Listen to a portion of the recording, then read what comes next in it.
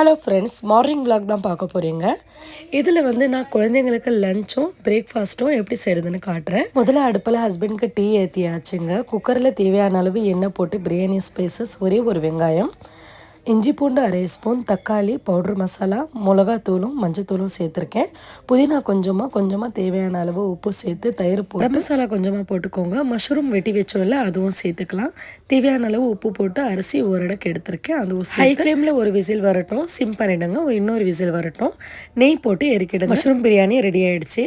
சைடில் வந்து தோசை போட்டுக்கலாங்க. முட்டை தோசை தான் போட்டிருக்கேன். கொஞ்சம் நெய் போட்டுக்கோங்க. தோசை ரெடி ஆகிடுச்சு. குருமா செஞ்சுருந்தேன். பையன் கையில் கொடுத்தாச்சு சாப்பிட்டுக்க சொல்லி.